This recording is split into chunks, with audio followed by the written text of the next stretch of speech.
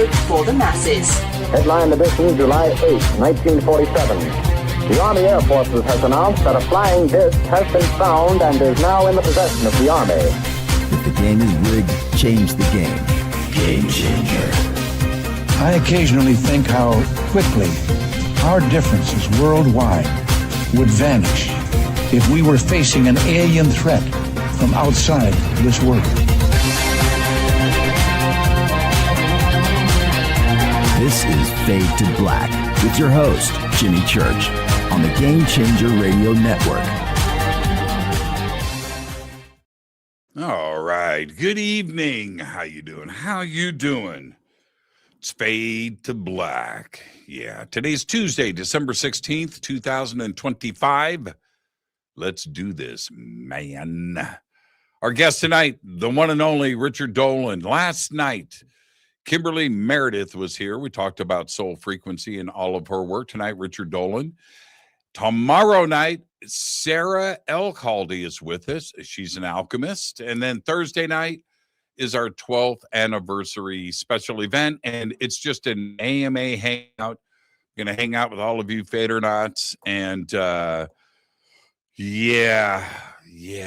I that's how I want to do it this year. Normally, every year, we bring in a bunch of guests and friends and parade them through. This year I just wanted to hang out with the Fadernauts. Just gonna hang out with all of you. So that's going down Thursday night. But helping us celebrate tonight, Richard Dolan is here. I do want to mention really quick the next event for me coming up. I've got a full slate every month in 2026, but the next event coming up is the Conscious Life Expo, which is February 20th through the 23rd, 2026, at the LAX Hilton. I'm going to leave that right there. I do want to say happy holidays to everybody. And this is a very fun week for me. And we get to chalk up another year and then head into, I can't believe I'm even saying this, year number 13. Wow. All right. So tonight, Richard Dolan joins us. Richard and I, seriously, we're in sound check. He's like, so what do you want to talk about tonight? I don't know. What do you want to, I don't know. Okay. All right. Let's have fun. Okay. That's what we're doing tonight. I titled the show After Disclosure because we have so much stuff that is going on right now. I follow Richard and his comments and his take on the current state of affairs, and he's always got a pretty brilliant way of looking at it. He doesn't always agree with the flow of things. He's got his opinion. He's a historian. He studies, and he writes some amazing stuff about the subject. So tonight I'm going to get into his brain, and two friends are just going to have a conversation. The list is long with Richard. Of course, books like the National Security State Volumes 1 and 2, AD After Disclosure with Bryce Zabel, UFOs in the 21st Century Mind, and of course, the USO current series and his focus as well. So much more. And he's got Richard Dolan members. He's live, I think, every single week. And his links are below. Okay. And on our website and throughout social media. I'm going to keep it short and say, welcome back, Richard. Happy holidays, my friend. How you doing? Hi, Jimmy. Hey, thank you for having me here. And congratulations on your 12-year anniversary. Crazy, isn't it? 12 years ago, you and I, right? 12 years ago. 12 years ago. And that show, we've told the story so many times now, but that show and the way that we met, you know, with the tree in the front, the way that we met, it was a rocky start, my friend. People, some don't know, but I was walking outside with a whole group of people to go into the facility to talk with you. This is in LA. And because it was like I think LA MUFON was sponsoring it. Was MUFON, yeah. It was MUFON. Yeah. And so I get a lot of the MUFON events, I would sell books. So I've got a carton of my books. I'm carrying. You just published down the hill. 21st Century Mind. Yeah. Yeah. And I'm talking to people, and suddenly, smack, a tree branch, a thick tree branch, walked right into it, and it hurt. And the funny thing about that story, Richard, seriously, and I'm not making fun of you. It's No, just you how can't. it went. Just how it went down. Richard's sticking his hand out to shake my hand, and he's kind of looking at the ground. And at that moment, he walks into this tree branch, and it took 5 seconds because Richard looks at 5 seconds. Richard looked at me, and he goes, "Am I okay?" And this lump whoop, just Immediate. popped out and it's 5. So it's It's like an egg. you're fine, man. You're fine. It was hilarious. He's walked you into the restroom and got makeup on you. And because that was a live, we were doing Fade to Black, but with video. Yeah. Live. It was a live It video. was the first time we met. Yeah.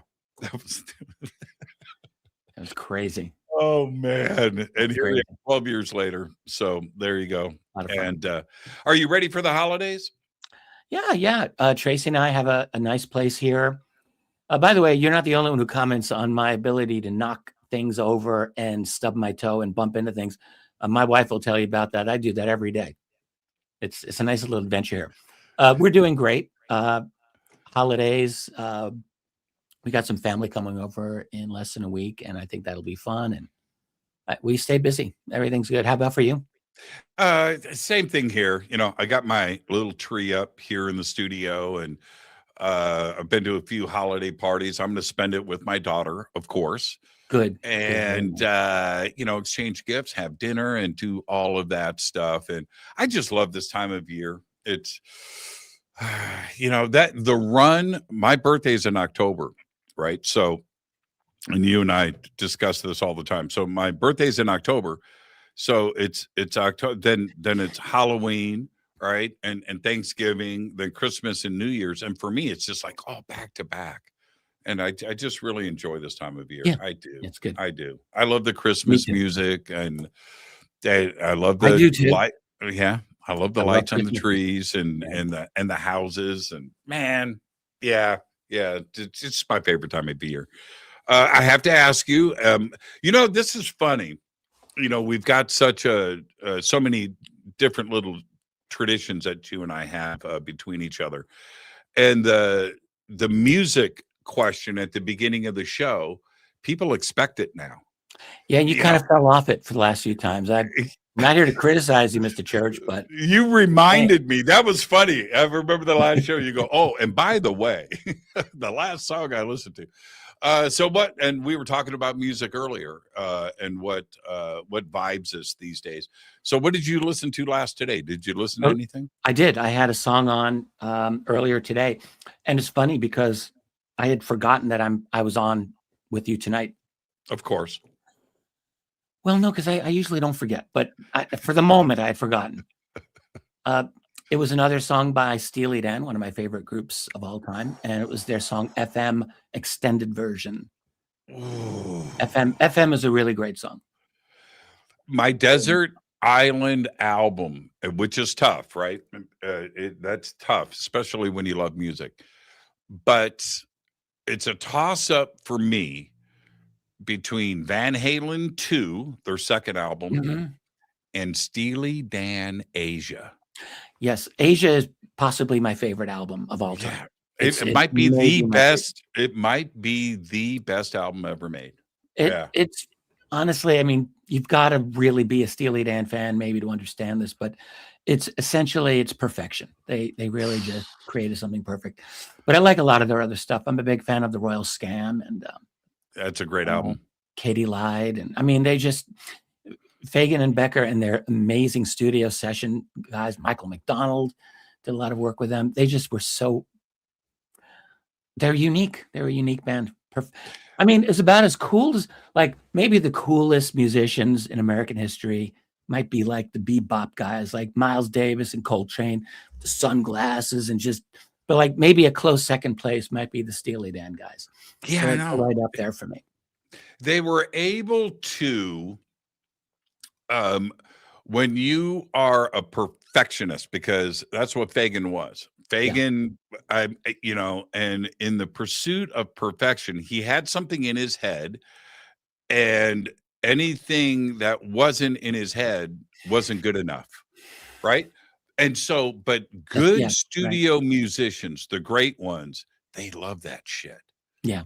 They love, that fight for perfection and doing it. And so they had an A list. They had their group. They were able to bring in the absolute best of the best of the best of the best. Steve Gadd jamming on drums on Asia. Steve Gadd. His outro on the title cut was Larry Carlton, Larry stopping Carlton. by. Yeah. A lot of people don't know who these musician greats are, but those who know, they absolutely know how amazing they are. Yeah. I was lucky.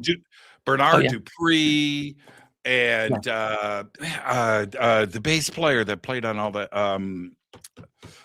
Okay, it escapes me right now, but the point is, the absolute very, very, very best that would put up with the stress of perfection. Yeah. Right. Yeah. And that's right. Not everybody's cut for that. I was really lucky to hear them. I actually got that album. This is back in those days. I used to be a member. I joined, I should say, the Columbia Record House Club. Still owe them money? I think I quit before paying them everything I did. So probably that's a good point. But they had this great intro deal back in those days. You get like 10 albums, 12 albums for $1, I think. Something Yeah. And it was the very late 70s. I was 15, so it'd be like 1978, 77, 78. And that album was brand new. And I bought it and I fell in love with it. I was 15, 16-year-old kid.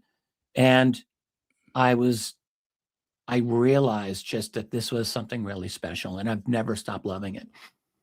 So it's my favorite album, I think. It was Bill, just posted. It was Chuck Rainey. That was the bass player, Chuck Rainey. Man. Thank you, Bill. Charles Rainey. Nice. Chuck. Those that know him, it's Chuck.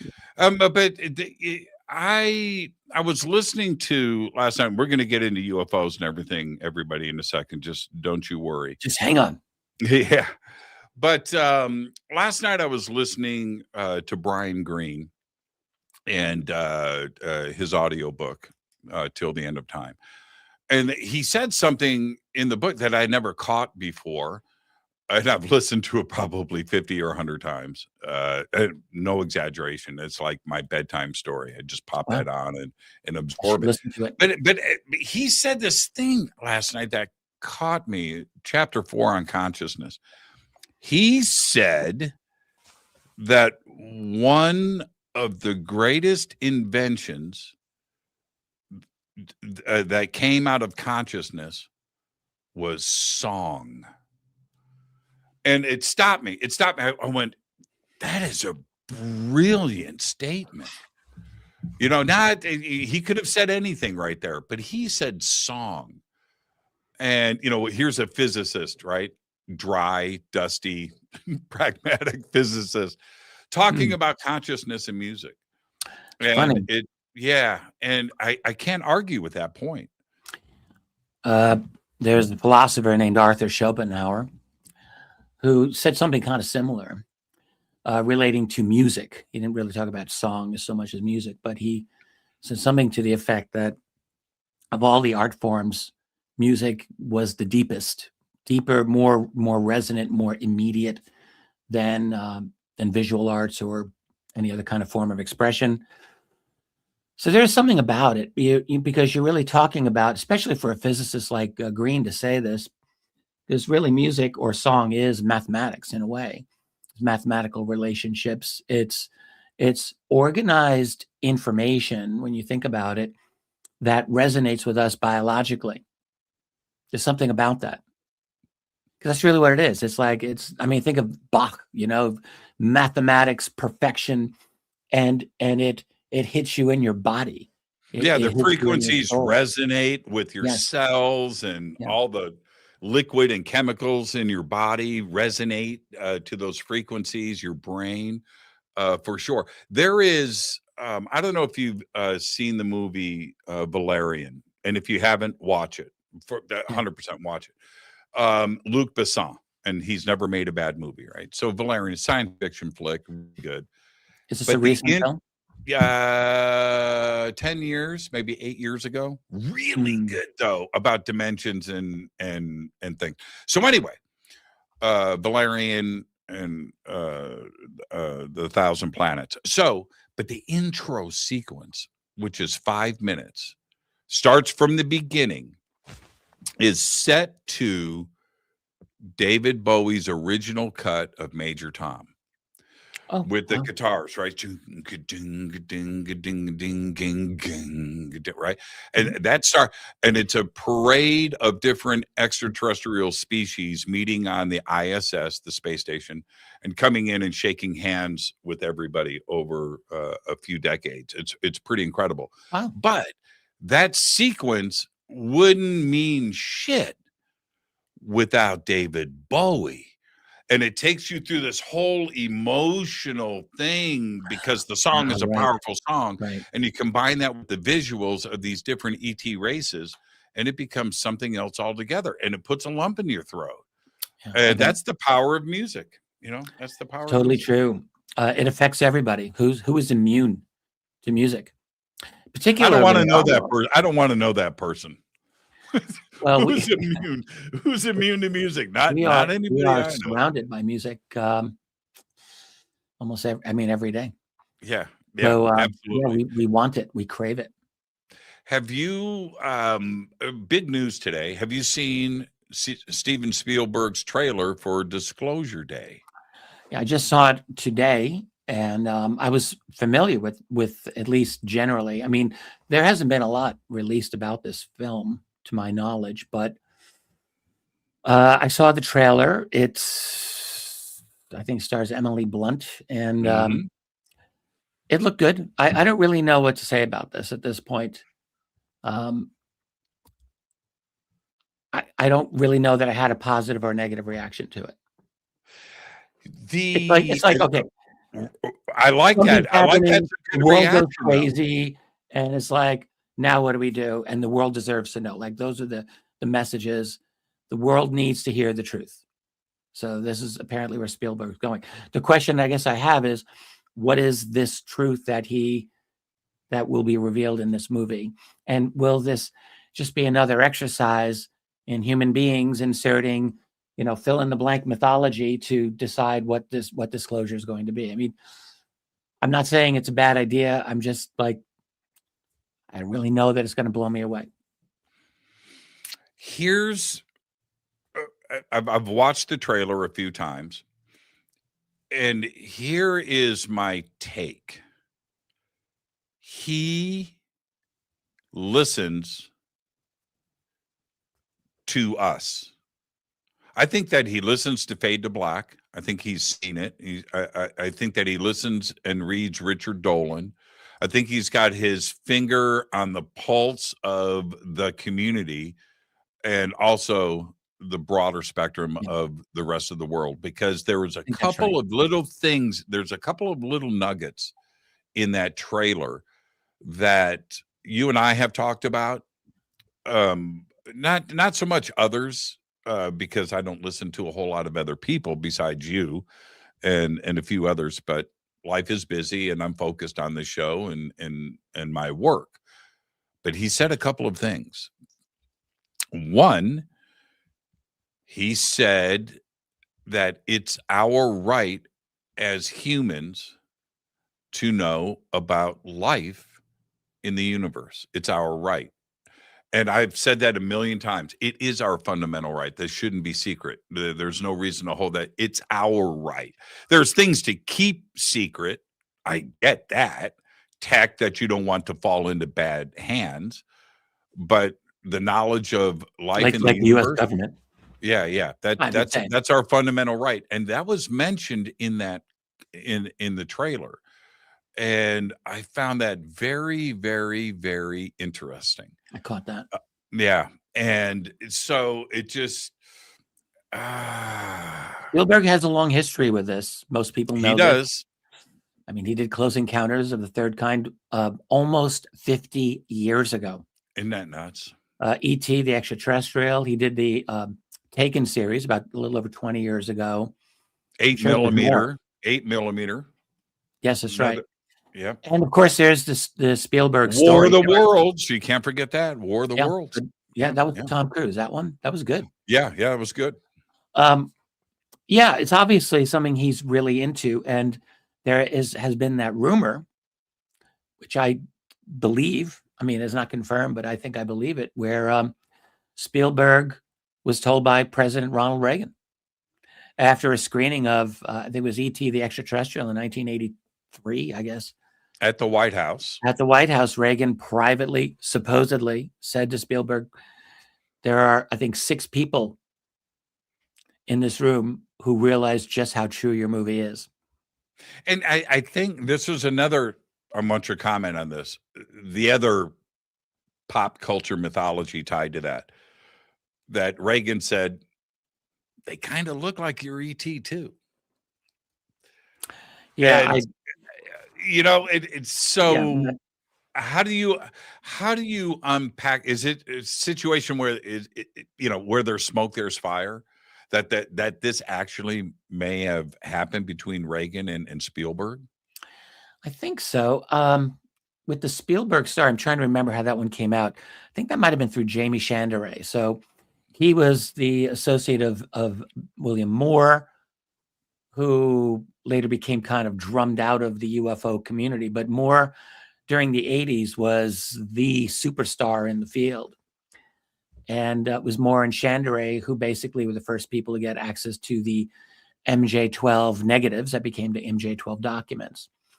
Chanderay is kind of a strange guy. Like, what is his background? I'm sure he must have had an intelligence community background in some way that we don't really have the full information on. But he was associated with Moore for a number of years. He was supposedly a filmmaker. If you look up his filmography, it's there's nothing. Practically nothing. He wasn't really a filmmaker. So he was, what was he? I don't know. He supposedly met with Spielberg and got the story from Spielberg. And if he was a spook, if he was someone with these shady connections, that might explain why Spielberg might have been willing to tell him the story. Wasn't that a strange era? The whole Stanton Friedman, Jamie Chanderay, and William Moore, and the documents, which fresh off of the other stuff that they were doing, and William Moore, Roswell, and some other things that were happening all at that same time, and then magically, because that's that intelligence background that I think you're alluding to, an envelope just shows up in the mail with a roll of film in it. Yeah. It just happens to be that. Crazy. And then, you have Doty and you have William Moore and this other stuff, and OSI, AFOSI, and what may have been coming out of Kirkland or maybe out of the Pentagon and DC. Was this all just one big psyop? Well, I don't know. That's the immediate go-to that everyone has. And I guess I would just say yes and no. Yes, in the sense that there are obviously groups within the behemoth that is the United States national security state. There are all kinds of independent and semi-independent groups that do their thing. In theory, they may be supervised by another higher organization, but I think there's a lot of independent activity going on there. There's a lot of groups that have their own agendas. So yeah, disinformation, absolutely. But I believed back then, and I believe now, that there are always factions involved. Yeah, so when we talk about a PSYOP, it's like, sure, but whose PSYOP? Is this an official U.S. government PSYOP? Or was this a PSYOP by just this one group here? Or, and I think some people will like this and some people will not like what I say here, but is it a situation where there were people on the inside, as it were, who wanted legitimate information to come out? I mean, there are researchers who will say the MJ documents are completely fabricated And then there's others who will say, well, there's truth in those documents. Stanton Friedman, who you just mentioned, did a lot of research on those documents and, found many very intriguing things supporting their potential authenticity. We don't have to go through all of those things now. People can research it, can ask your AI what did Stanton Friedman say about it? But the fact is he did. And some of them were very arcane. And I've always believed if it was a psyop or disinformation, it was way more sophisticated than anyone in the UFO research field deserved. No one was that like, you'd have to ask yourself, what was the US government doing to throw disinfo out at the research community?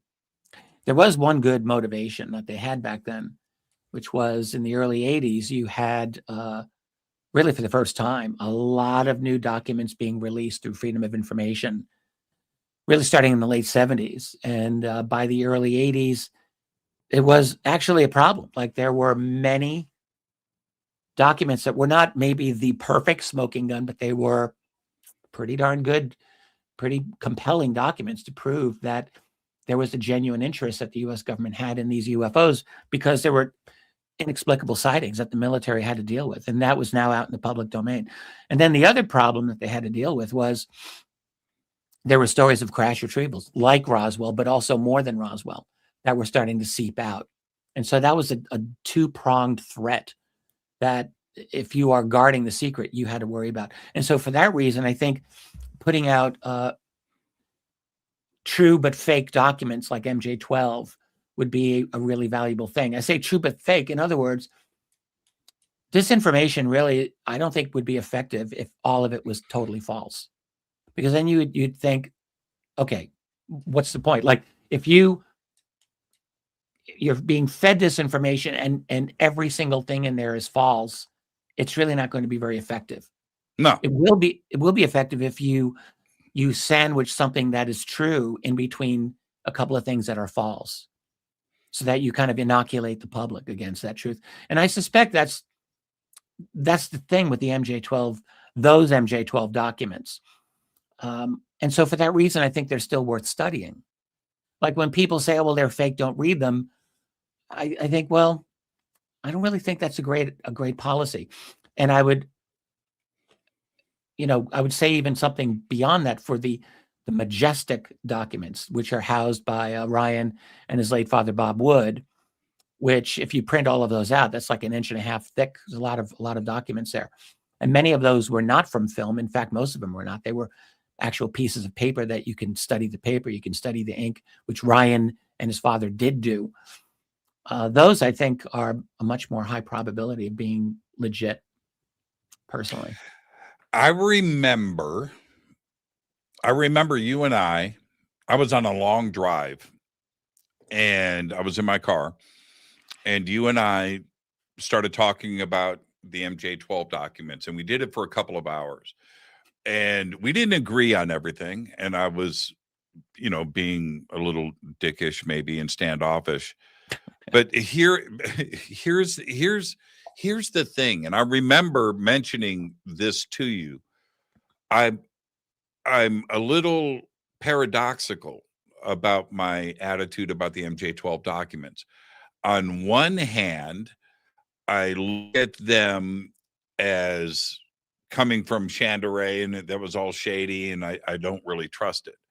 But on the other hand, this is where I'm confused. Those were typed. People don't understand that. That was on a typewriter with a ream of paper, and you are not using whiteout, right? You are typing correct documents, page after page after page, formatted correctly.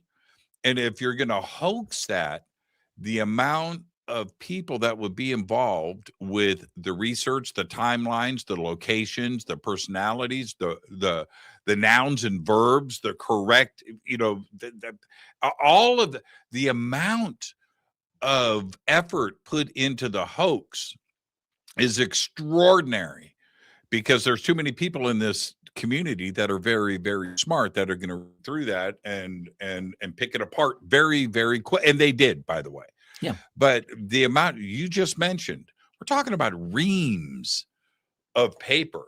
You make one mistake, you pull that out of the typewriter and you throw it away. You feed in another piece of paper and you start over because you can't make mistakes.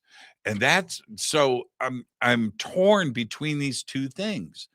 I'm Well, almost leaning on, I think that they're actually authentic because of all of the points, the logistics that I just mentioned. You know, I'll just mention. So yeah, for people who are not aware, so there are the original MJ12 documents, which came in on a photographic negative back from olden times, and that was just 7 or 8 sheets of paper when they were developed.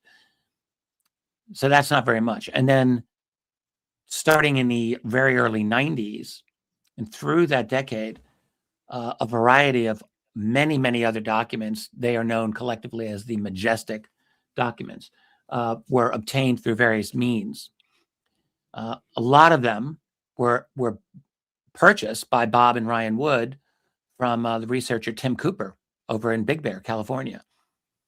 There's a lot of, and he had his own very interesting connection. But others, one was mailed from Wisconsin. La Crosse, Wisconsin, to Don Berliner, who was a UFO researcher at the time. And that was the Special Operations Manual 1-01, which is very interesting. But most which of I still contend is the real deal. I believe that. I think that it is. I mean, we don't have confirmation, and so I can't treat it as confirmed historical truth. But yes, I think it's probably real. I think it's a genuine document. The thing that I would say, which is what you just said about the majestic documents, it's, they're like this thick. I printed them off. I'm just looking on my shelf. If I can reach over and get them after the break, I'll bring them over.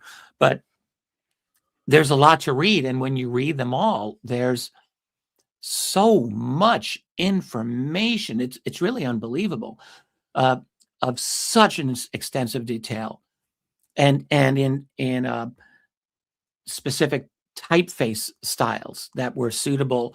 And I don't think any of them has been definitively been proven to be a hoax. Stanton Friedman thought he had determined one to be a hoax, the so-called white hot memo for Nathan Twining. I don't know that I agree with that. I don't know of any other argument to disprove any of the other documents. The styles are so varied, the subject matter so sophisticated. If these were a hoax, you really have to ask who would have done it. It's certainly not one guy in his basement. No, it was a team effort. If it was a hoax, it would be a team of high-level PhDs for the specific purpose of creating an unbelievable disinfo. And for who? For the UFO community? Why was this an issue in the 1990s that it had to be diffused in this manner? And by the way, those documents got almost no public attention. Public attention. Today they haven't. No. And who would they be designed for? That's such a great point, where if we look at, and by the way, tomorrow's December 17th, right? That's like the UFO community's Pearl Harbor Day, right? December 17th, 2017, is tomorrow. And wasn't it December 16th, Jimmy? Was it the 16th or the 17th? Which is today. I think it was the 16th. December 16th, 2017. It's the Mandela effect. Don't throw me off here, Richard. Have one of your listeners. They will correct. They will correct. Yeah, they will. They will, and throw me under the bus. So this is the anniversary. Is that drew in so many new people to the UFO community and disclosure that don't have the historical view on the past. The MJ12 documents inside of the UFO community was frigging humongous. It was a big deal. I did the same thing that you did. I printed them out. Yeah. Back then I had a little laptop, I had some little screen, but printing stuff out was better than reading it on computers. But anyway, I printed them all out. Yeah, it was. And I read all of them. And it took me a long time. It took me forever. And then I flipped the stack over and I read through it again, and I really absorbed it. But it was a big deal. And we look at today the Senate hearings and it's all cool. Everything is right. Okay, I get it. 3-Eye Atlas. Yeah, this is crazy things going on. The MJ-12 documents, man, that was a big deal. And people don't have a concept of what we went through back then. Well, the community has really gone through a major transformation. I mean, we've really gone into, and I'm not saying this is all bad, but we're developing a kind of attention mania to this field. I mean, you think about it, like the community has gone from like a research culture to like attention culture. Like for decades and decades, the subject UFOs moved kind of slowly, right? I mean, but that slow pace forced a kind of patience, like people would do, like deep casework or archival digging or like long form argumentation and very cautious claims. Well, sometimes, but today, like the dominant environment is like it's an attention market.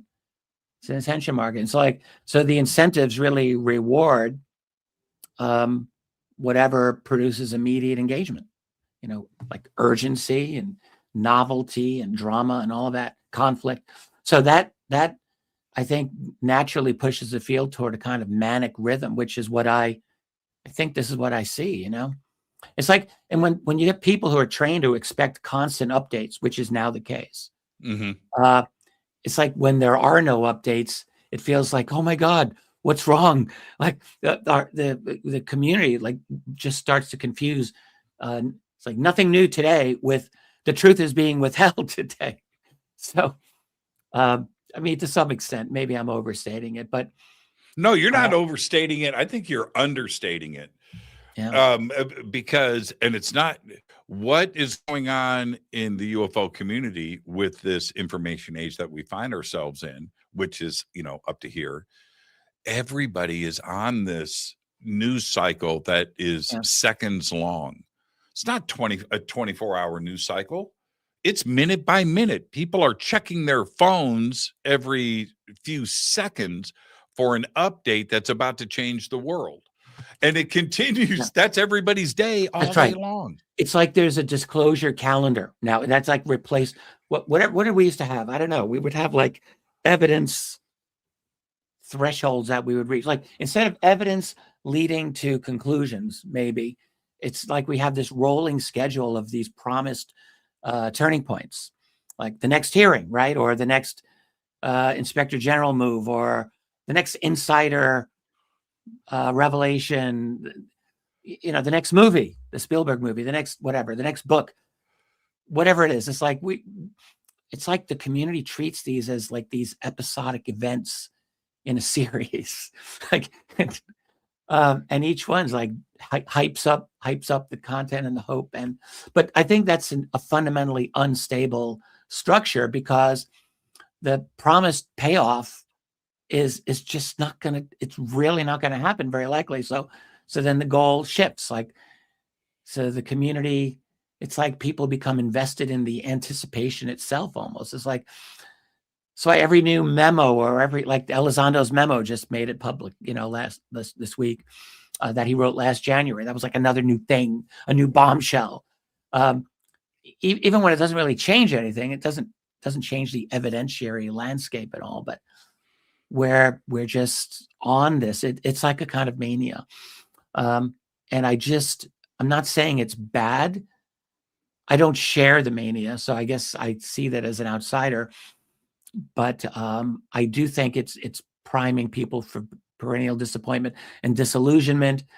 And I don't know, it probably won't end perfectly. We've got the disclosure hope. It was like 15 years ago. I did Coast with George Norrie. This had to be 15 years ago. And he said, Richard, will there ever be disclosure? And that beautiful voice of his. And yeah. I like we've been on it. And I co-authored a book on it. So who am I to complain? I'm not complaining about it, but I just feel like we're enveloped in this hype, and the culture. We just can't help ourselves. So we just keep hyping it up. It's like every new bit of information is like it's a consumer market. Think of it this way, like in a healthy research culture, new information would be integrated into like a stable framework. Like it could change a model or strengthen a thesis or answer a question, whatever, create or open a new question. But in a manic cycle, if that's what we have, information is just treated like another product. It's like we purchase it with our attention. It's displayed. We compare it. We argue over it. Then we move on to the new one. And it's why have we allowed as humans? Why have we allowed that to happen? And what I'm saying is, we have allowed our attention to be focused, and if the attention isn't grabbed, we now have it in our DNA to change focus and go that direction immediately. And if whatever it is doesn't hold you, we move on to the next thing. And the next thing is like social media in general, right? Yeah. And it's got to be bigger and bigger and bigger to have an impact, or it doesn't get our attention. Very important things. If it doesn't grab us right away, we now allow ourselves to just. I mean, look, the subject is important. It is a highly significant subject. We're talking ultimately about what I think is a highly advanced, very sophisticated non-human intelligence that has a large presence in this world and is actively operating with whatever massive infrastructure they have. It's very effective. So they're doing things here. They're not overtly interacting with us. They don't apparently wish to do that. I've got a lot of thoughts about that, but they're not doing that unless it's on their terms. Like if they want to take someone, if they want to have an interaction, it's on their terms. So it's all very important. It's extremely important. So I would never want to dismiss the fact that people are interested in it.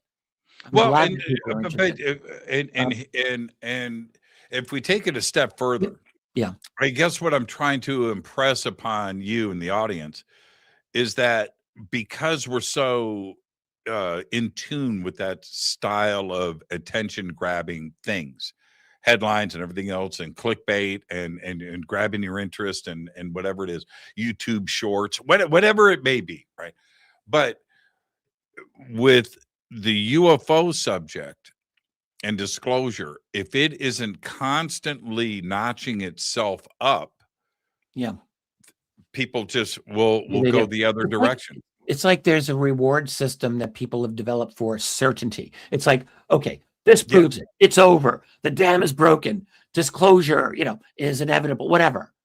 And I think like statements like that probably produce engagement.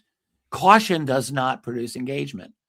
And so I tend to think that our community will self-select for personalities or for narratives that offer certainty. Look, maybe I've probably done this myself. I mean, I will present information about this subject in as authoritative a manner as I can. So if this is a problem, then I would be one of these people contributing to that problem, you could say. So I'm not trying to say it's a horrible thing, but I think like we're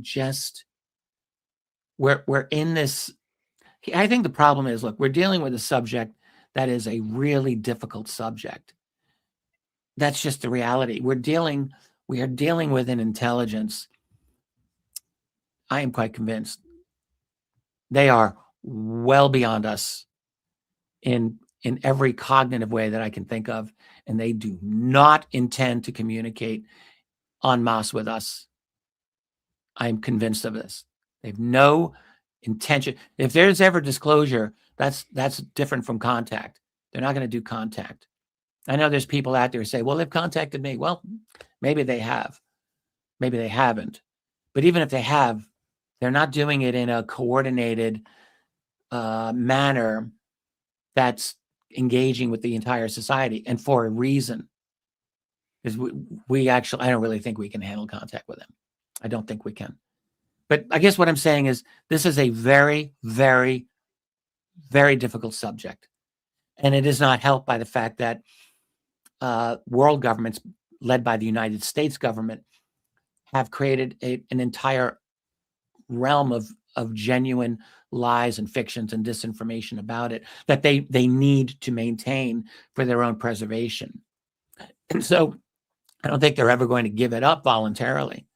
And even if it looks like they're giving it up, I don't think that they're really going to.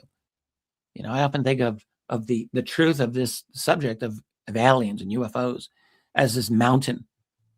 And if there's ever a government, if there's ever a president who discloses, I can guarantee you it'll be one little sliver of that mountain. And it'll be the sliver that is best designed to keep this system that they are running, this system of our society, as stable as possible. They don't want to rock the boat. And disclosure is, I mean, it's a deeply destabilizing subject. Like, I mean, in so many ways. So we have to be difficult to expect, I just guess. But we have to rip off the Band-Aid.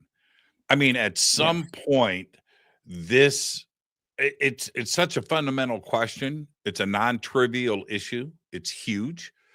Who are we? What happens after we die? Are we alone in the universe? That's the and two of them may not be answered anytime soon, right? Where do we come from and what happens after we die? But are we alone in the universe? We are close to some official stuff. Now, you made a really great point. I don't want it to get away. You said some have said I've talked to them, right? Okay. 2 weeks ago, a paper was published. I'm not going to get into the details of it, but a paper was published, peer reviewed, from a material scientist, pragmatic, non-spiritual, right? Black and white materials. I can't imagine anything drier than that. Published a paper. And in that paper, she said, I've looked at the math. Consciousness is first, then matter, then space-time. But consciousness is first. It is not created in the brain through a chemical process. Now, that changes things. And if science now starts to accept that consciousness is first and non-local, right, that's a game changer. But let's go back to your statement. I've talked to them. If that's the case, that consciousness, and I believe that it is, that consciousness is the connection of everything, then maybe a lot of us can unintentionally or intentionally tap into that. Yeah, I agree with this. I hope I didn't sound like a skeptic of that when I said it. I probably no, did. not at all. Not at all. No, it's reality. I agree with that. I've come around over many years to something very close to that belief myself. I guess I would say that the fundamental substrate of our universe of reality, though, would be information first. Roger Penrose, who's about 1,000 times smarter than me, said something said kind of the same thing when he said, mathematics is not invented, it's discovered, and it's a fundamental element of reality that is information. Like, it exists independently of space and time, in his view, and that seems right to me. I think there are, and then when you get into consciousness, for a whole array of reasons, both personal and intellectual, I think that it's true that consciousness, we all have, there's a non-local element to consciousness, to all of us.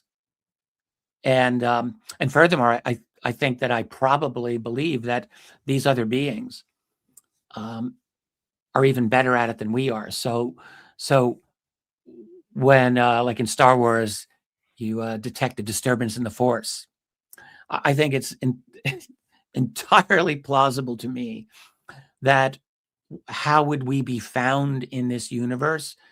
Well, if your level of, if your brain is even 20% larger than ours, or even greater than that, and you have the ability to not only detect things remotely, like remote viewing, but probably to have that ability far, far more powerful and refined than we do, then maybe they could look for other parts of the universe where there's consciousness that, like them, has developed the ability to engage in abstract thought and mathematics and philosophy. And they're like, oh, those people over there can do it. And maybe if they have an ability to detect us in such a way, I realize it's totally speculative, but is it really completely out of bounds? Maybe there's a way that they can find us too. We don't know how to do it. We don't know how to generate the energy to bend space-time.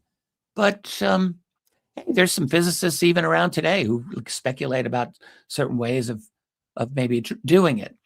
So maybe they figured it out. So they have a way to detect us, maybe through consciousness. That would be my best guess. That's how they found us. And then they're like, all right, we're going to take a look at these people because they're becoming interesting now. And by the way, they got a really cool planet. So I could. Yeah. That's what I think. Yeah, I like that. Here, we have to accept one thing, and that is we can only understand what we can understand today. Our ability to understand increases every day, right? But we can only take things so far. And so a physicist will say, well, that based on the laws of physics, no, that's impossible. Well, that's because of what we know, right? That's, Right. And so going beyond, so if anything can get here, their ability to understand, it's beyond Vastly our beyond. capability of understanding. It just And is. this is why they can't really talk to us. No, we are bugs. You remember Three-Body Problem? You remember the message from ET? You are bugs. Oh, that's right. Yeah. I think the next season of that's coming out soon. I can't wait. Wait.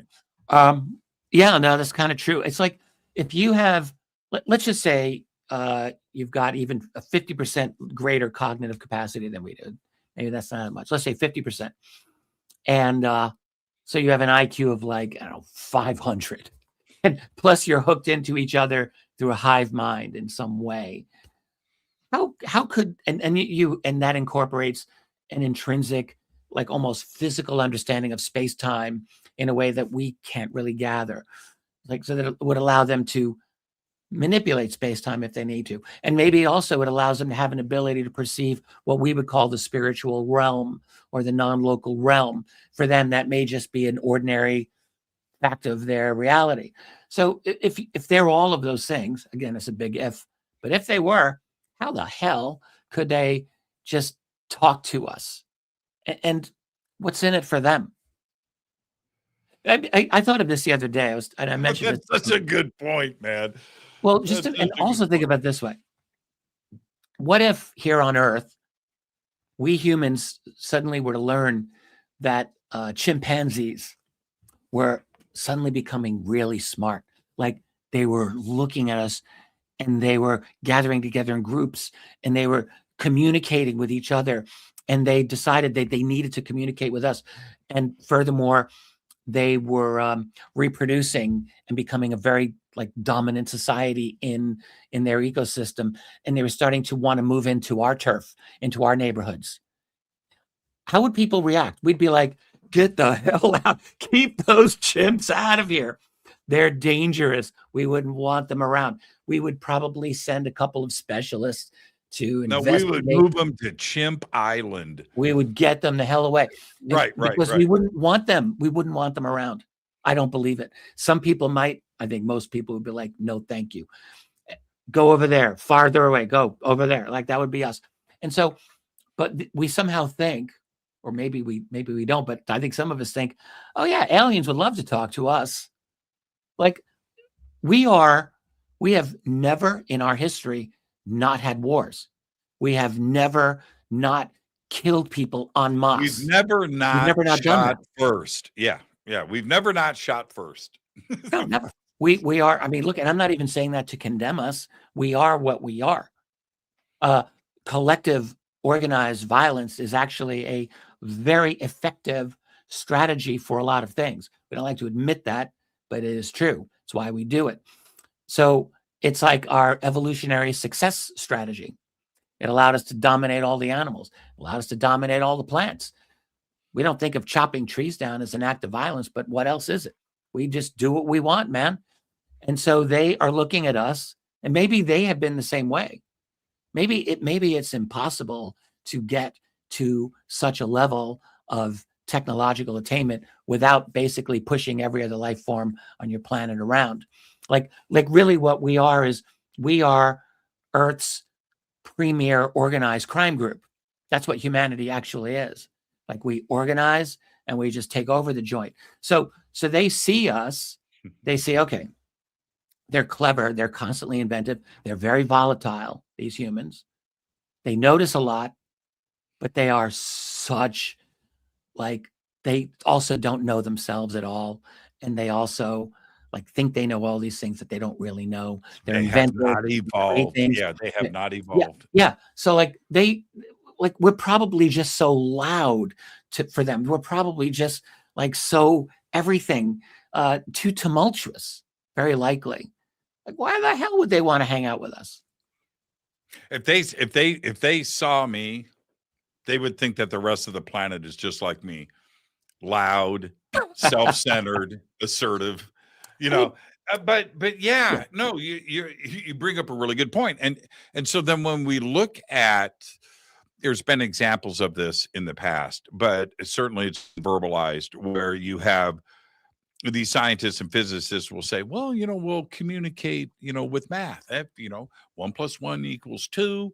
And we'll talk about hydrogen and helium and we'll just talk math and algorithms, and then we'll figure it out from there. And that's not even close to what it's going to be. I would imagine, here's Neil deGrasse Tyson's Pandora's box. E.T. steps off the ship. Neil deGrasse comes up and goes, dude, E = mc², whatever, right? And E.T.'s going to go, we haven't done math for 500 million years. Okay? It's all about it's all about consciousness. And I could imagine that being the case where you have evolved past that and you figured this out. That's the key. Really the other, the other message from ET, I swear to God, you know what? It doesn't get better. Right? We figured out that, I mentioned information earlier is what I think is the true substrate of reality. I think it is, because what we humans figured out, really all life forms, all of energy and matter, I guess I would say, is really just packets of information when you really get down to it, organized differently. And they have therefore different relationships to each other. We figured out how to amass and manipulate information to modify our environment.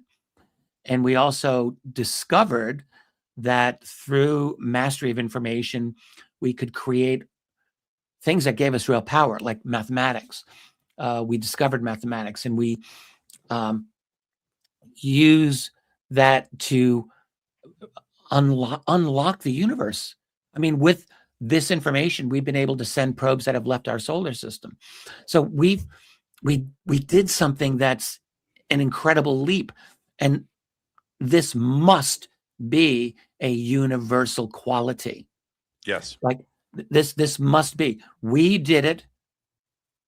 There must be the case that other species have also discovered that the key to mastery is harnessing information in ever more complex relationships, because that's the other thing that we've done.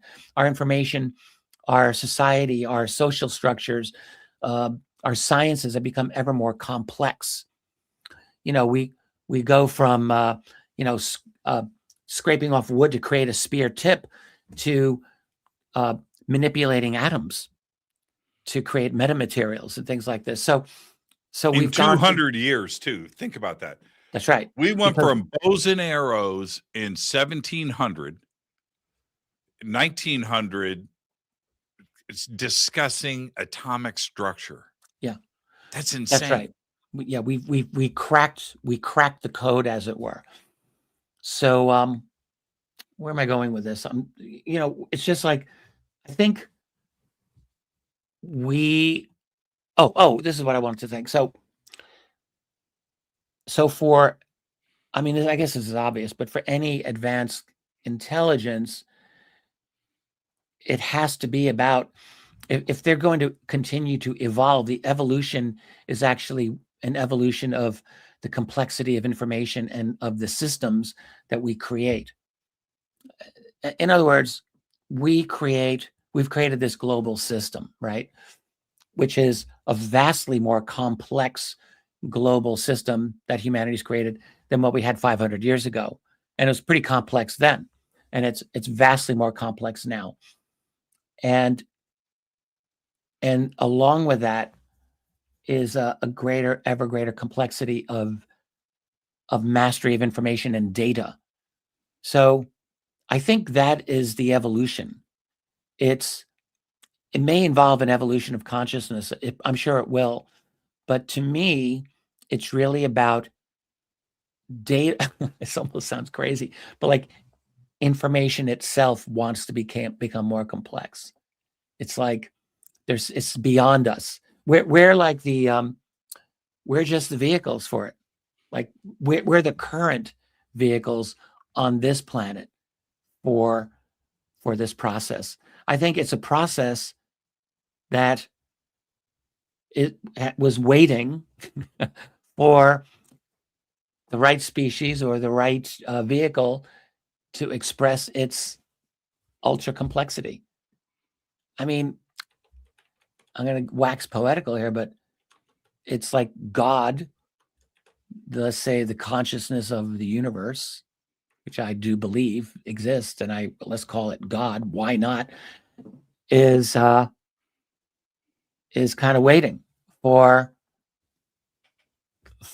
this informational complexity to express itself in ever more sophisticated ways. Why not? Okay, we're going to take a break here. Quick question, and then we'll take a break. If you had you were given one question to ask ET, what would it be? I'm going to tell you what mine would be, and then, all right, mine would be, how did you do it? How did you survive? How did you not kill yourselves off and allowed yourself to evolve? How did you do it? What's the secret? That would be my question. My next question would be about Van Halen, but that's something else. What would your Eddie Van Halen or Jimi Hendrix? Like, yeah, exactly. That would be number two. What would your question be to ET? Just one. You get one. Maybe I'll think about it during the break. I'm not sure. I like your question, although I have an answer to that. But what the hell do I know? Oh, what's your answer? Well, I think what they did is like when we talk about aliens, I don't think we ask always the right questions. It's like, are they good? Are they bad? What are their motives and this and that? The more I think about it, it's like the question I would ask, or not the question I would ask, the concept that I guess I would focus on is what kind of system explains the behavior of them and their craft. I can get into that more as we talk later. Okay, but would we understand the answer? Well, in the case, to answer your question, I think they didn't destroy themselves because their system reached a level of complexity that forced a rigid adherence to certain behaviors and to a certain rigid type of coordination with each other, because the system demands that. Like they can't be like Captain Kirk in Star Trek. No, they can't doing their own thing. Right. I don't think that's how that works. I think when you get to that level of complexity, you have the ability to destroy entire planets. Most likely, there's got to be. You have the ability to destroy each other. So there would have to be a kind of totalitarianism that they engage in. Very rigid controls over everyone, and they're probably hooked into a kind of hive mind. Mick Jagger, Mick Jagger once said in Rolling Stone magazine, this rookie journalist asked him the dumbest question ever, right? How do you explain your guy's success? Mick Jagger goes, we didn't break up. Now, stop and think about that answer. That is the right answer, right? I don't know what philosophical washing this journalist was hoping was going to come at him, but he got the truth. And I think that would almost be the answer from E.T. We stopped killing each other. It's as simple as that. Because they had to. Yeah, that's what I mean, right? Yeah, they had to. We stopped killing each other. It's not deeper than that. You don't have anything else to add to it. The thing is, like, I do think, I know you, if you want to go to a break, do that anytime. I just think if they have, technological mastery, which I'm sure they do, maybe this is just a failure of my imagination, but I have a hard time imagining them as prey species. I see them as predators that are, right, and if they were prey, as we once were prey, they became predators by learning to master their environment. I'm sure they went through a phase where they just dominated all the other animals and plants of their world because they couldn't help it. Because frankly, any animal would do it. You have to survive. You have to survive. If it had the ability, yes, to control its environment, would do it. I mean, I love birds, but you got to listen to birds. They're beautiful songs. They're actually just saying, "Stay the hell out of my territory," or "Come over here, baby." Like birds are gangsta. Birds are gangsta. They totally are. Totally gangsta. And if you gave them opposable thumbs, better watch out. Well, it'd be over. No, it would be. It would be. Richard, stay right there. Our guest tonight, the one and only Richard Dolan. This is our 12th anniversary week. Richard is here to hang out and help us celebrate that. And we're just talking. By the way, this is just like any breakfast that Richard and I have had over the years. This is what we do. Just sit and talk about birds and Steely Dan. Richard, stay right there. We'll be right back after this short break. I'm your host, Jimmy Church. Stay.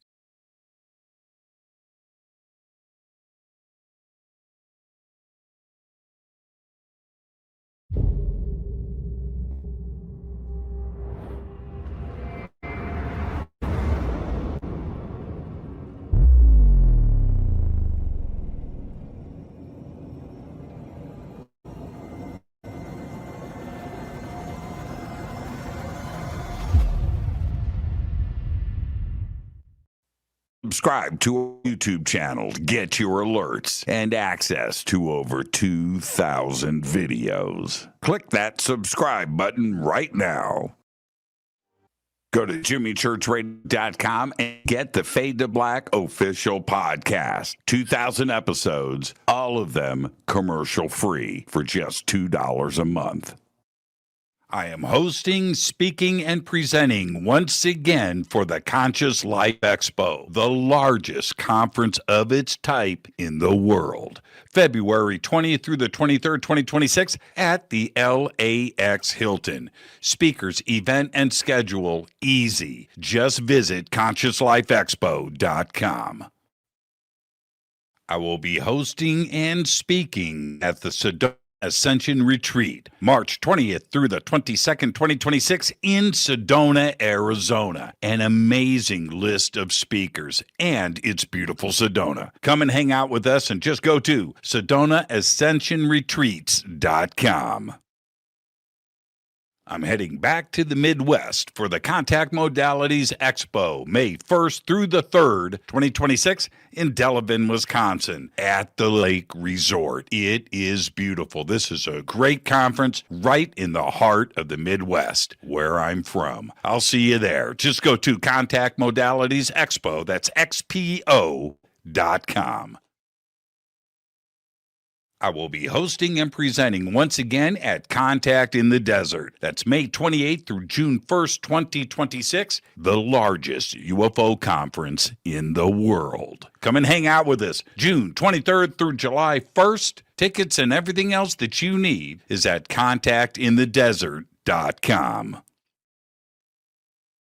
Want to change your life? Want that paradigm shift? Then visit Peru with Brian Forrester and myself for the Inca Celebration of the Sun, June 23rd through July 1st, 2026. A full 10 days of visiting the country, all of the amazing sights, and of course, the celebration of the winter solstice. It's all simple to do. Go to hiddenincatours.com. Come join us for the Monty Python Scotland Tour, August 1st through the 9th, 2026. This is a once-in-a-lifetime event where you get to go to the castles from Monty Python and the Holy Grail. August 1st through the 9th, 2026. Just visit HaleyARamsey.com. Watch Into the Vortex on Gaia TV. It's Fade to Black for the screen. Simple to do. Go to Gaia.com, search Jimmy Church, or click on the link below. Follow Fade to Black on Twitter at JChurchRadio. Get all of the show updates every single day. It's now called X, but who cares? Go to jimmychurchradio.com and become a Fadernaut. Get a membership. That's right. Everything is commercial free. You have access to downloads, and you get to call yourself a Fadernaut. Jimmy Church, Gaia TV, Fade to Black, here at Machu Picchu with Brian Forrester and Hidden Inca Tours. Amazing so far, Brian, but we're here to announce what we're going to do next year in 2026. What's going on? Okay, November 2026, we're going to have our major tour of Peru and Bolivia, either a pre or post tour of Paracas and Nazca on the coast. And then after that, 6 days in Easter Island. Bucket list, Easter Island. Come join Brian and I and his amazing team here at Hidden Inca Tours for Peru, Bolivia, and Easter Island. Signing out. Say goodbye, Brian. Bye, gang.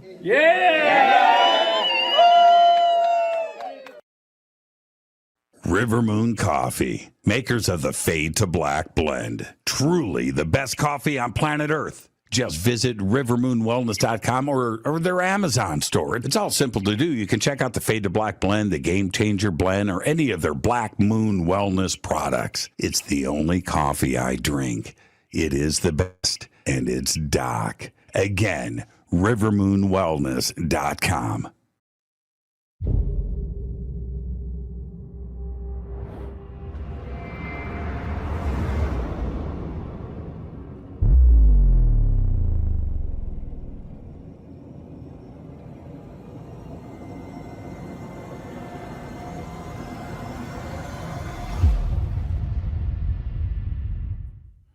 All right. Welcome back. Fade to Black. I am your host, Jimmy Church. Tonight, Richard Dolan is with us. Richard Bleepin Dolan. You insert your own word for bleeping. It's a tradition. Our guest tonight, Richard Dolan, just an open conversation between friends. Richard, I wanted to ask you about fear. Is fear being presented to the world when it comes to this subject today? Is that an approach to control or attention setting, or is fear not being presented? Well, I hear, people talk a lot about fear mongering and potential threats and this type of thing. I guess that you could say there's some fear in, or at least potentially in those statements. I personally don't sense a whole lot of fear being portrayed in this subject. I mean, I really don't. I guess I would ask why you asked me, like, what's your perspective? Do you think that is the case? Because I'd be happy to talk about it. When I'm not sure I'm seeing it. Right. When I hear the subject being shut down because of a national security issue, and it taking it in that direction, then any like normal person would look at that and go, okay, so what is it that they know? Why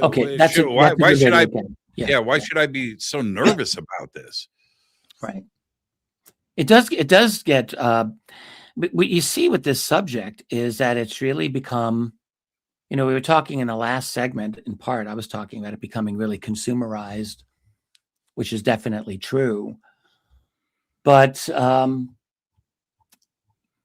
it's also, you can see, like, well, I'll just mention the publication of Lou Elizondo's memo from earlier in January of 2025. It was just publicized about a week ago. He did an interview with Ross Coulthart, and it came out. And what Elizondo had done is he wrote a letter to President-elect Donald Trump, proposing the position of basically a czar of this anomaly. What is it he called? The EA anomaly. I can't remember the acronym. That, in other words, he didn't write a letter to Trump basically saying this is an amazing mystery. He didn't write a letter saying there's this massive cover-up. He didn't do any of that. He was extremely bureaucratic, and he's saying there's this phenomenon, including UAPs, including advanced drones by other countries, and all these other things. So UFOs, UAP get folded into that. And he said we need a coordinated government response to that because we don't have a coordinated response. So it's very bureaucratic. And that's what's happening to this subject. It's becoming folded into the whole national security behemoth. And so it's becoming bureaucratized. And or at least, even with the Arrow office and, to the extent that Congress is able to do anything about it, is also bureaucratizing the phenomenon. And in a sense, you want that. In a sense, you don't want that. Like, there's a pro and con to it. But what it will definitely do is I am sure it will enable establishment government voices to have a lot of control and influence, might be a better word, over the whole discussion of this subject, which we have seen. Like, to the extent that this has become a mainstream issue, I mean, you don't really hear anyone talking about abductions anymore. That's all gone. You don't even really hear a lot about a cover-up. Like, there's indications that the government's hiding things, but no one's really digging into this. And you still have government people playing this little game of pretend, like, well, there's this phenomenon, we don't understand it, we're going to look into it. Like, this is where we're at. So I guess there is a fear, and it's being expressed as bureaucratic control. It's like This subject is a threat to this system that we live in, that is managed by this political and economic elite, you know, and they are seeking to control that. And they've always used fear for that control since the dawn of time. Fear or a kind of deadening or dulling. Like, it doesn't always have to be in the direction of like, we're going to scare you. It could be like they may have fear of this getting out, but really the best way to deaden this subject is basically just, you know, give people drugs. That is entertainment, and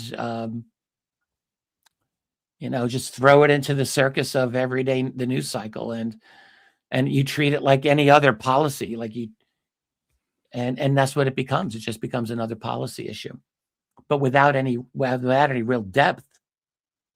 Because what policy issues in this country are really ever handled with genuine depth, you know? So I think that seems to be what's happening here. You're seeing the establishment taking its steps that it sees as necessary to take control over this conversation. I mean, that's what it looks like to me. What do you make of, I mean, if there was something to be afraid of when it comes to ET, we would never know, because ET would just do it. We wouldn't even know. So what is there to be afraid of? Whatever it is, it's out of our control. So there's no reason to panic over something that is out of your control. I can get that. I mean, look, if they're all you can say when you experience all the little data points that come at you. I mean, for me, I've been in this field for more than 30 years now. And so in that time, I've had reason to believe that, I mean, it sounds crazy, but I have reason to believe that there's more than one type of group here. And maybe not all of them are all that great, you know. Maybe one of them is a cause for serious concern. Maybe more than one. I mean, we really haven't gotten to the bottom of what abductions really are about. We've had a couple of theories. You know, the most dramatic and scary theory probably was put forth by Dr. David Jacobs, which is the replacement theory. That is, there is a group that is here. They are creating hybrids that look like us. They are mostly us, except they're connected to them, and they're doing their infiltration in preparation for what he said that his abductees said was the great change. The great change is coming. The great change is coming. Well, maybe we're living in the great change right now, by the way, just thinking. But he interpreted that as a great change in which the aliens would just overtly take over. And I don't know if that's how it would go down, but it's entirely possible that his research is not off base. I mean, you know, I know there's people who believe him. There's people that don't believe him. So, and then on the other end of the spectrum, you have the people who are quite convinced that we're dealing with a very benevolent group of beings that are not here to harm us, that are trying in whatever capacity, maybe limited capacity, to help us and help us from stop destroying ourselves. If that's the case, how do you even do that? How do you actually, like, realistically stop humanity from doing the things that it does? Like, we keep thinking, well, we want them to save us somehow, save us from ourselves. But how would that actually happen without causing really severe problems? It's like, so when you talk about fear, I mean, there are things that we could be afraid of. Like what? But, I mean, what is there to be afraid of? That's my key thing. Well, in connection with aliens or just in general? I mean, in Well, general, I know we with have a lot to be aliens. afraid of. My point being choose. that if I walked around all day long contemplating and pondering negative shit, that would occupy everything and Yeah. change my focus. It is, if something bad is it's just gonna happen, and then you have to deal with it. Right. But thinking and being enveloped in fear over something that you don't have control of. Well, I agree with you. Yeah. I don't believe in being consumed by fear. I think that's a really unhealthy and also unproductive. It doesn't really help you. People in this community, we've met many. Everyone reacts a little differently to the rabbit hole. We don't react the same way. There are some folks like I've met who have a very high tolerance for their worldview being turned upside down, and they have a high tolerance for even potentially unsettling realities about this or any phenomenon. And then there are people who don't have a high tolerance for it. And you can see, like, there are folks who become kind of messed up by an engagement with this subject. Could be any number of subjects, not just UFOs, but we all do react differently to it. We don't all react the same way. There's definitely, you talked about that Spielberg movie, Day of Disclosure, or Disclosure Day, or whatever. Right. And the teaser that I saw, it was a 2-minute teaser. There was a lot of fear in that movie. That movie portrayed a lot of fear, a lot of terror. So that might be the way Spielberg's going in his portrayal of it. But he's doing it because he is a master storyteller, and he knows, like, people are very likely to become afraid.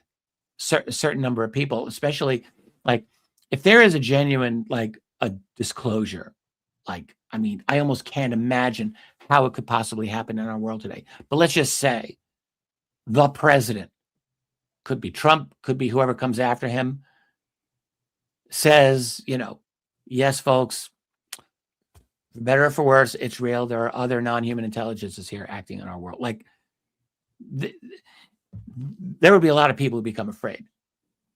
And then you'd have to ask, are there bases like 10 miles from your house? Yeah, Got to be an alien base somewhere. Yep. And it's probably not far from someone's house.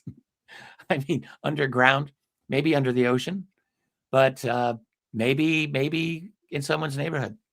They're certainly hanging out over people's neighborhoods every single night. Just go online, read the reports of the National UFO Reporting Center. There's always like some 2 a.m. black triangle over someone's house. What are they doing? Everything is taught, right? Very rarely is something like brand new. You're taught, you take that piece of knowledge and you expand on it, whatever it is. Gutenberg press led to this, right? Yeah. Okay. You know what I mean? Mm-hmm. Okay. So ET could help us, but not in the way that you think. But it could be a lesson. That's all. It's just some existential not something direct, fixing things, but it could be something maybe deeply philosophical. I don't believe in philosophy. Yeah. It's a bunch of bullshit, but it could be something as simple as, look, you guys are focusing on yourselves. There's a whole universe out there with life in it. And you need to focus on the expansion of who you are and think about that. And just that's how ET could help it, because we need to be taught where we could go, okay, all right, so you just told us, right? And I think it could be something simple like that, not math or curing of cancer or, fixing pollution or whatever, I kind of like where you're going with that. And it got me thinking, we may want to ask ourselves, what would it take for the human race truly to be ready for a genuine disclosure? Like we have this assumption, we're ready now. But let's just think about this. Right. So go back 1 million years and imagine you're a time traveler and you're observing these early human type creatures. You wouldn't really want to go up and introduce yourself to them. You would completely mess them up. You would screw up their whole psychological development. It would really not be a good idea. Okay, so that's off the list. So now let's just go back, 5,000 years. Now you're an ancient Sumer. Do you descend as gods and teach the people? Some people think that that's what happened. I don't believe that's what happened, by the way. But very likely it would probably mess people up. They wouldn't know how to understand this, would they? I mean, I don't know that they would. Go back 200 years, back to, time of Thomas Jefferson. And like, would an alien race, would it be a good time then? I don't know. Would people really be ready for this? Would it wreck our development? Like, the question is, when would we be ready? Are we ready now? Are we ready now? I don't, maybe we're becoming more ready the more that if we think about this, if we think about them. But I guess what I would say is this, like the last segment, I was talking a lot about systems and all this stuff, and maybe people are wondering, what the hell am I talking about? So I guess what I'll say is, in addition to finishing my second volume of USO history, which is done, I'm just preparing it for publication. Wanted it done for Christmas, not ready for Christmas, but it will be soon. But I've also been thinking a lot this last year about non-human intelligence just in general. And so one that moves us away from personalities and intentions and emotions and really towards systems and behavior. It's like, I feel like we tend to imagine aliens as beings who they're either friendly or they're hostile. They're curious or they're benevolent. They're waiting for the right moment to talk to us. But I think that assumption itself is very human. And I tend to think that a more realistic approach is to ask what advanced intelligence looks like when it has learned how dangerous power and complexity can be. It's like, think of it this way. I've been really trying to study the behavior of UAP craft and USO craft. And from what I see, a lot of what I see about their behavior makes sense. Like, they come in, they check you out, and they're gone. They come in, maybe they abduct you, they do their thing, but they don't have a conversation with you. There's no cup of coffee where they just shoot the breeze. None of that. They do what they do, and they're gone. The silence from them, however, is not indifference by them. It is risk management. It's like when you have a highly advanced system, whatever, human or otherwise, I don't think they operate casually. Like, as intelligence grows or as information system complexity grows, the consequences of mistakes become a lot more serious. Like, communication from them to us is destabilizing. And if they start communicating with us and we start having this feedback loop, if they're doing any kind of study of this civilization, like, that would completely wreck the observation. So what it looks like to me is their behavior shows distance, restraint, and mostly observation and occasional intervention. And I think that's exactly what you might expect from a civilization that has gone through its own little technological adolescence. And they have learned that interaction with us is probably not, we're probably just not ready. Like, I think it's going to be a while before we're ready, but maybe we need to become more stable. We're not a stable civilization. We are a very unstable. We are going through the most profound, in many ways, terrifying transformation that we have ever gone through in our entire history as a species right now. We're going through an entry into what is a completely new phase of existence for humanity. That could end like that. Yes. Yeah. So we're on this. I'm not talking about nuclear war. No, I know you're not. That's there That's too. possible But too. just one CME blowing out our satellite constellations Right. and electricity here on Earth, it'll be 10,000 years before we are back to cell phones. Could be. We're in a very unstable, very complex infrastructure that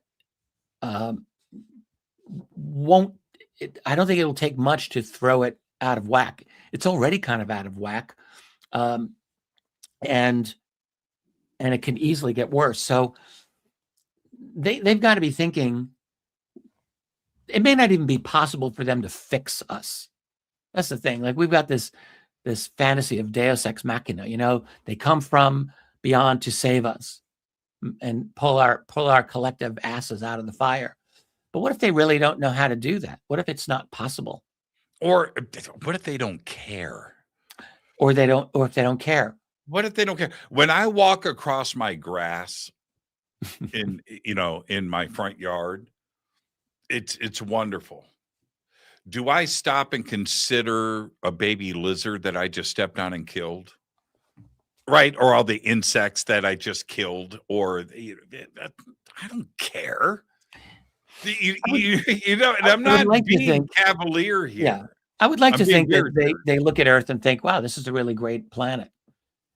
I would like to think that. I think we have a really amazing planet. And they know that. And I agree with you there. They know this is a beautiful blue gem. Richard, we are doing what they have already done. We are looking deeper into space, looking for exoplanets, looking into their atmosphere, seeing what's cool and what's not. They've already done all that. And they noticed Earth a long time ago. Shit, check this out. Right. They got beaches, man. Right. You know what I mean? We have the French Riviera. We've got right. And so they've been aware of us only because, as an example of one, we only have us to look at.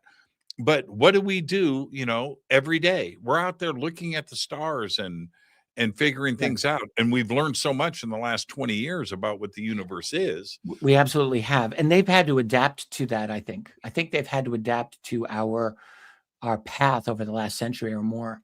I think when I look at their behavior, this is what I think. They're not totally hands-off, because you look at the abduction phenomenon, that alone suggests something, you could say, unsettling. It's very selective, very controlled engagement on their terms.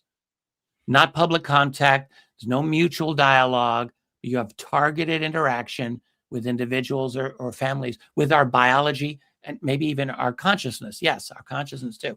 So that combination, you have a civilizational silence on their part, and paired with this individual intrusion. It doesn't look like visitors looking for friendship to me. It looks like a long-term monitoring and intervention program. And what I would say from that is it implies to me that humanity, they may not look at humanity as anything like a partner at all, or even as a threat, but as a volatile system. We are a volatile system, and we are rapidly advancing. We are internally violent. We are capable of destabilizing our own environment. We're very good at that. So from that standpoint, I don't know if aliens are waiting for us to become ready in some moral or societal sense. I think they're managing risk in the way that they deal with us. So I think when I think about them, I don't think that much any longer about, like, what do they want from us? It's more like, I think what is the nature of their system that explains their behavior. So that's why I'm talking the way I do. I think they have a very complex, very controlled system that mandates risk management in interaction with us. There are two things I want to bring up really quick in the time that we have left. And one of them, the subject of panspermia, which really took hold in the early 70s, and the concepts were out there. Well, now with the asteroid Bennu and what has been discovered on that, we took a scoop and brought it back to Earth, and we found 20 amino acids complex, and the five proteins that make up DNA. So we have the amino acids that make up RNA, the 5 complex proteins that make up DNA, in one scoop of dirt from a random asteroid. Yeah, it's pretty amazing. So last week, another press release came out. The other asteroid that we visited and got a scoop and brought it back was Ryugu. Guess what they found on Ryugu? Are you ready for this? Hit me. Tryptophan. Wow. Sounds Thanksgiving, like Thanksgiving fall asleep sauce on Ryugu. You know how complex of an amino acid tryptophan is? And it's just floating around in deep space, and we find on a random asteroid. Are we how confident are we in this 100% tryptophan. Now, cool. But what that suggests to me is a couple of things. And it should be huge news, like you were saying earlier. That's like big news, right? It's not an intention grabber, right? It's not a fear thing, right? It's not a threat. But what it does tell me is that if we landed on the only 2 trips that we've made to the only 2, right, where we made scoops and brought it back, we found the key ingredients for life. So how much of that is out there? And if we are 2 out of 2, we're batting 1,000.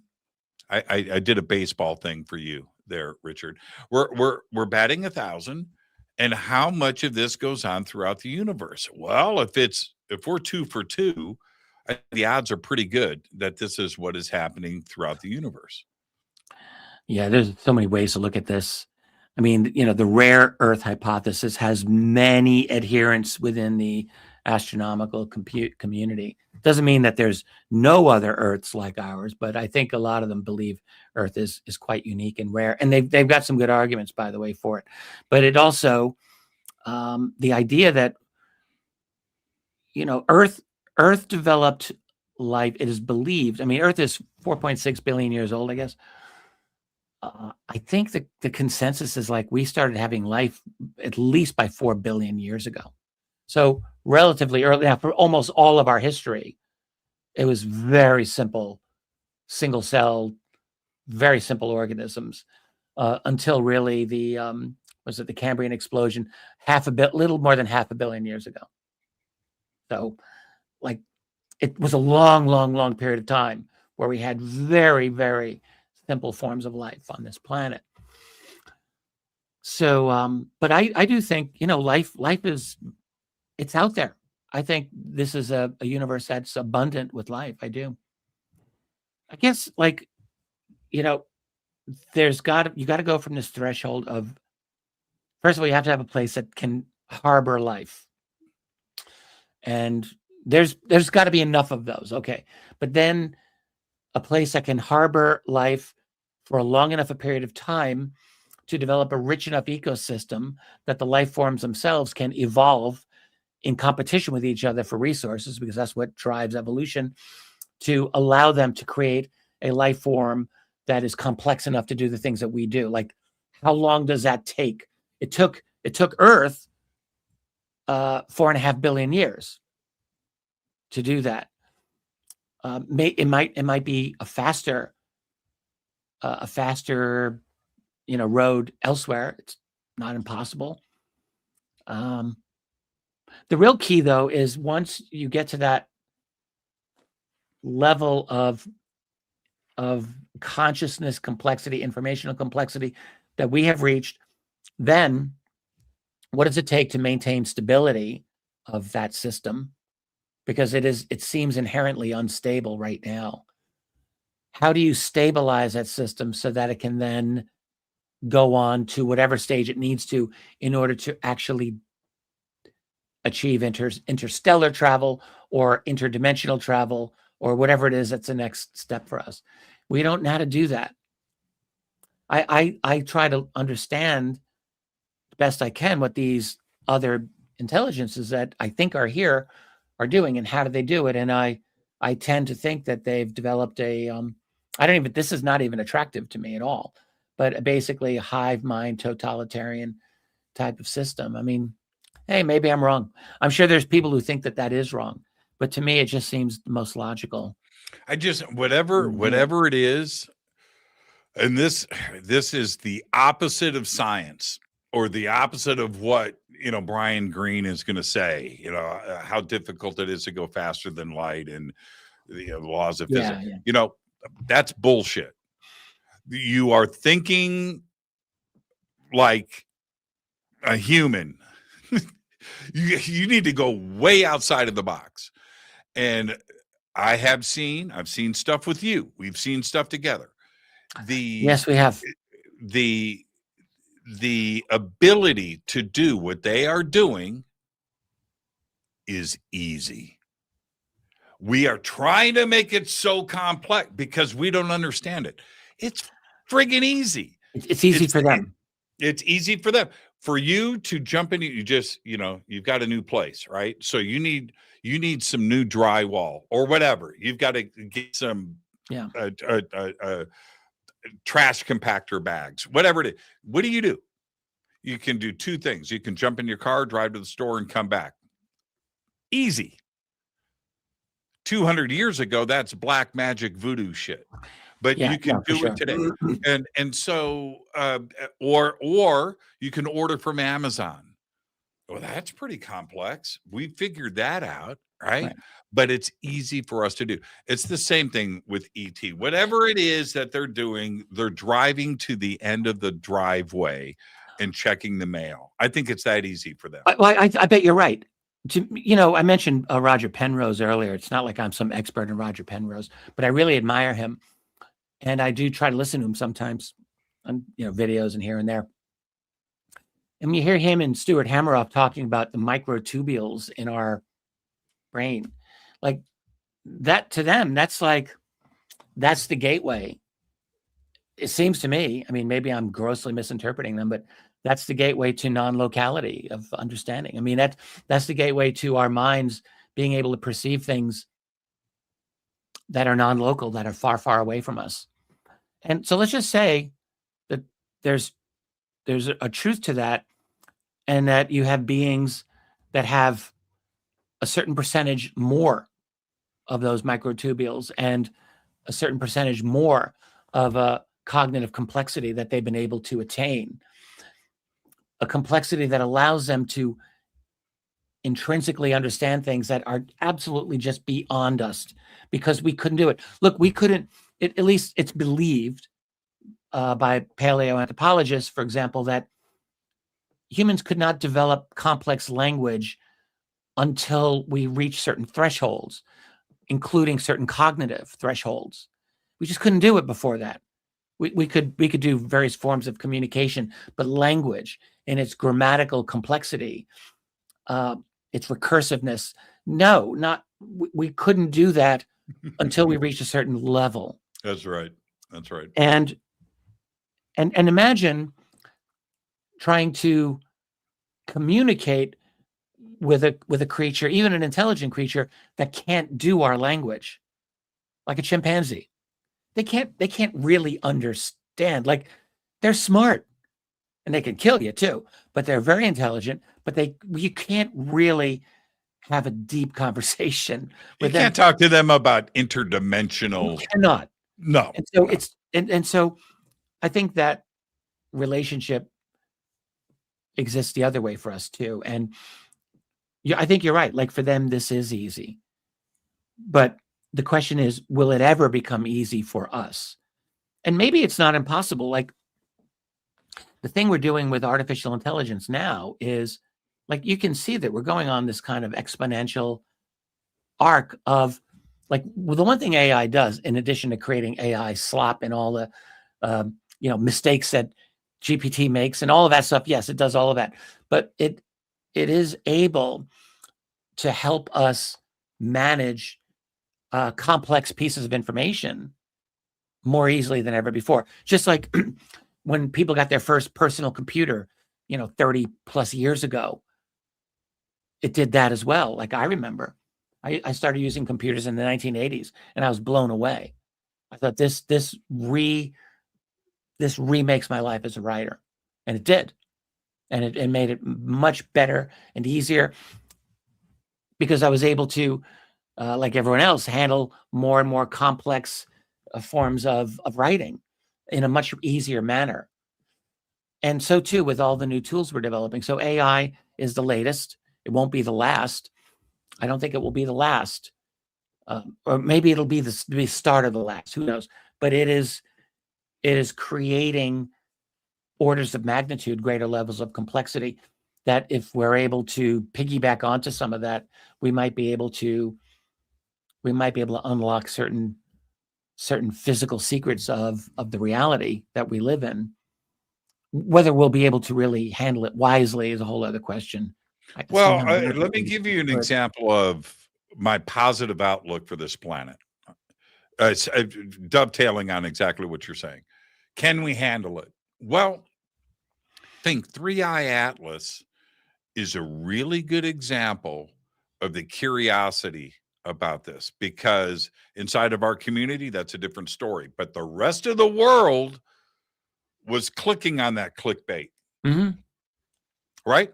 And so here we have an interstellar visitor that this Friday is going to be at its closest approach to Earth. And NASA has promised that all of the imaging is going to be done and everything's going to be focused on it. Okay, that's great. But the interest of it being ET, the possibility of that, some example of ET, a probe, whatever it is, not natural, that's a genuine interest. And I think that nobody is thinking it's doomsday or Armageddon. Yeah, it could be natural or whatever, but the curiosity from the rest of the planet is genuine, and I don't see the public freaking out on that, or religious or even political divides. Yeah, but I think because most people don't really believe it's artificial. I'm not so sure about that, Richard. Really? I'm not so sure about that. You know what? Okay, I'll take it one step further. They want it to be ET, though. Okay. Yeah, I think people would think, oh, that'd be cool. Yes. In a very superficial way. Because for it to be real, this is the thing we have with this subject. Even for most of us, like, who may live it, you have to ask, like, how often is it actually real to us? Like, emotionally real. In other words, real to the point where you imagine yourself sitting in a room with one of these beings. Well, and so 3i Atlas gives us that possibility. No matter what it is real, right? Well, yeah, but it's flying by the Earth, and it is expected, and it looks. I don't think any argument. It's going to leave the solar system forever. Richard, it's a real question that people are asking themselves, and that's what I'm saying. This isn't fair enough. This isn't speculate. No, the object is there, whatever it is, right. And now the question is being presented to everybody. What do you think? So yeah, I think you're right about that. I really do. Well, we're developing more and more ability to manage a lot of information, and that will continue to give us more collective power as a species to do all kinds of things. But I still really wonder, are we actually really going to be able to do any of this stuff wisely? And based on what you've seen and read, where do you stand on 3i Atlas? I'm going to tell you right now, I think it's ET. I'm not saying there's somebody on. I don't know if there's beings on the craft, but I think that it is. I think it's not natural. Okay, I think it's probably natural. I think it will pass through this solar system and will be gone forever. That is, I have not seen any indication otherwise. I have listened carefully and respectfully to Avi Loeb talk about it. I have total respect for him and his profession. But even he never has been dogmatic about it being artificial. And, all the arguments he has put forward toward its artificiality, I have read very thorough alternate viewpoints about that. Some of them, admittedly, don't strike me as all that compelling, but others do. And I haven't really had a good reason to think that this is something artificial. That's my take on it. It's ET. Okay. It's ET. It's ET. Well, I'm going to say I hope you're right. Yeah. I'm excited, Richard. I've been at this, walking lockstep with you for a very long time, and I've been at this for a while now too. And it feels different to me. It felt different when Project Serpo, hit the web, and it felt different when Roswell surfaced. Yeah, for sure, it did. It felt different when. But today, it feels different to me, and I'm excited. I don't know what 2026 and 2027 are going to bring us, but I think that we're just inching closer, don't you?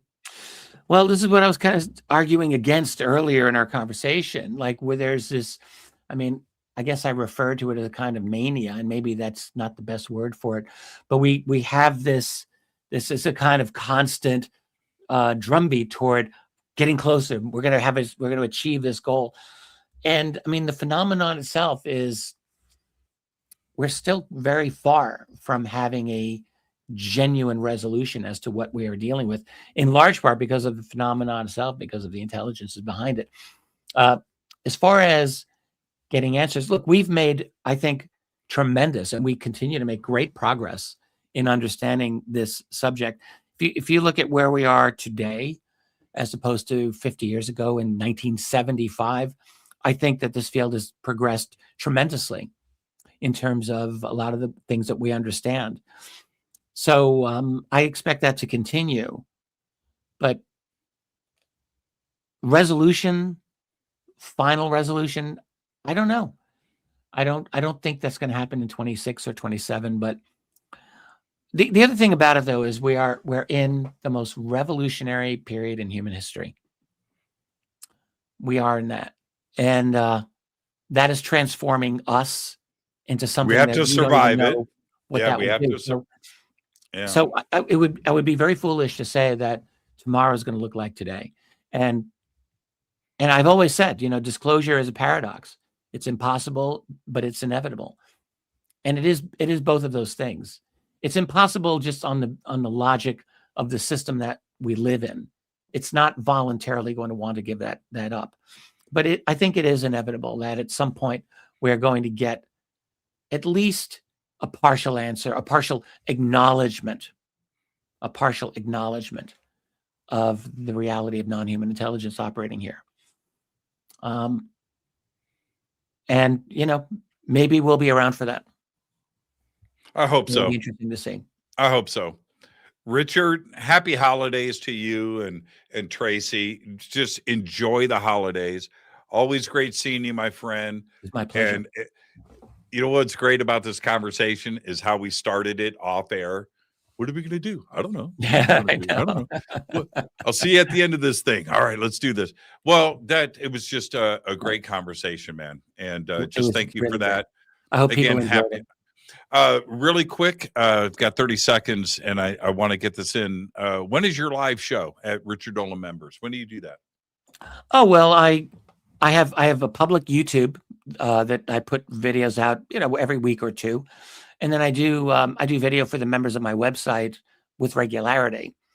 So I call it a fireside chat podcast every Sunday. And then I try to do other video and other posts during the week. There you go. And the links for Richard Dolan Members are right there in the description over on our website and throughout social media. Richard, again, happy holidays, Merry Christmas, all that fun stuff. To you and to the Patronauts. Absolutely, man. Thank you so much. I will see you soon. You will. I don't know exactly when that's going to be, but it'll be fun. We'll Okay. get it. I'll talk to you. Bye-bye. See you, everyone. Richard. Perfect night on the show. Richard Dolan, everybody. And again, Richard's links are below. All of his books and everything else. It is something that is not only important to me, but his contributions to this community are second to none. So another great conversation with Richard, just to help me celebrate and with you 12 years on the air, heading into number 13. So with that, I'll see everybody tomorrow night. For now, all I've got is go Beckley Teppy. Fade to Black is produced by Hilton J. Palm, Renee Newman, and Michelle Freed. Special thanks to Bill, John, Dex, Jessica, Dennis, and Kevin. Webmaster is Drew the Geek. Music by Doug Aldrich. Intro, Space Boy. Fade to Black is produced by KJCR for the Game Changer Network. This broadcast is owned and copyrighted 2024 by Fade to Black and the Game Changer Network, Inc. It cannot be rebroadcast, downloaded, copied, or used anywhere in the known universe without written permission from Fade to Black or the Game Changer Network. I'm your host, Jimmy Church. Go Beckley Teppy.